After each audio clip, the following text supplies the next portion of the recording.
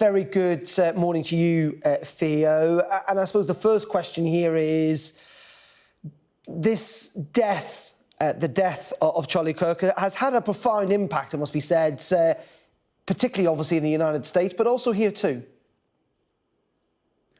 Entirely. The death of Charlie Kirk is a turning point in American politics. He was a prominent Trump supporter, a prominent youth activist for the conservative cause, and his assassination in broad daylight, blood gushing, has shocked Americans, not just Republicans, but Democrats and independents. And in the age of the internet, those images have traveled all around the world, including here. And the reason why that is I think everybody, whether we are Americans or British or French like me, realize that our politics at the moment are incredibly divisive, incredibly polarized. And what happened to Charlie Kirk could happen to any number of public figures across Western democracies.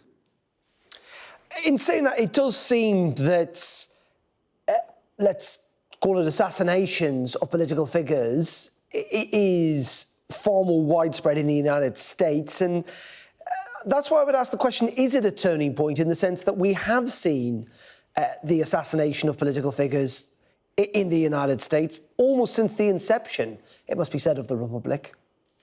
There is a long history of political assassinations in America. Indeed, many presidents have been assassinated. In the 1960s, you had four huge icons that were killed: John F. Kennedy, Malcolm X, Martin Luther King, and Bobby Kennedy. The reason why I believe it is a turning point is that there might be a reckoning now in America that this new wave of political violence, which started several years ago, we saw an assassination attempt on Donald Trump. We saw just a few months ago a Democratic lawmaker and her husband being killed. We saw attempted assassinations on the husband of Nancy Pelosi, a top Democrat. We saw a kidnapping plot of a Democratic governor. Now there seems to be a reckoning. Will it last is a major question.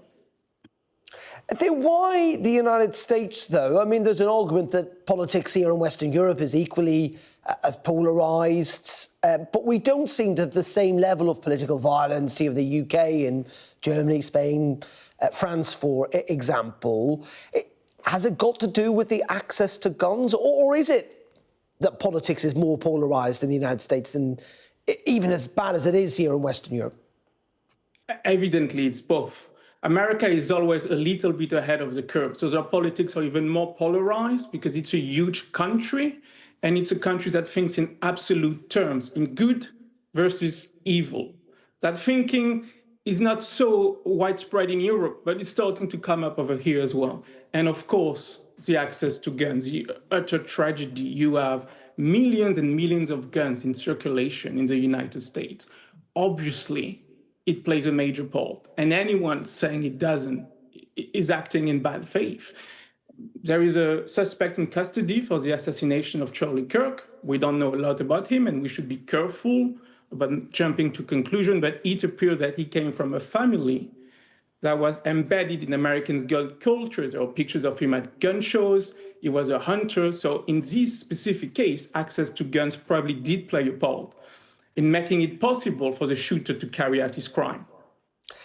You talked about this being a turning point.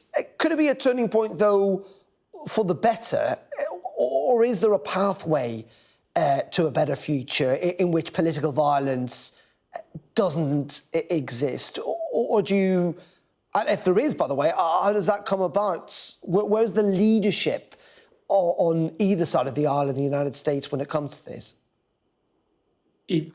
This turning point, whether it becomes better or worse, will be entirely down to what happened at the top of American politics.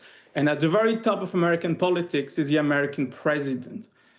And the current American president is probably not the best candidate to bring his country together because he has a history of making inflammatory comments. Trump derides his opponents, he mocks his opponents.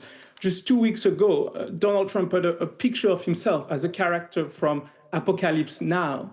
And you had a picture of Chicago burning. And the message was saying, Chicago will understand why it's called the Department of War.